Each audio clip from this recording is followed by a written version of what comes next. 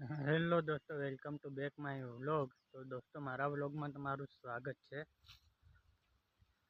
તો દોસ્તો, કાલે લગભગ 10 વાગે લાઇટ જતી રહેલી.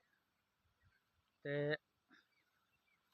કાલ પાછી લગભગ 4 વાગે આવેલી. એમાં મેં લગભગ 3-4 ના કપાયા, એટલે પાણી પૂરું થઈ ગયેલું. તો પછી પાછું આજે ચાલુ કરી દીધું. હવે જોઈએ આજે લાઇટ ઝાટકો મારે કે નહીં મારે.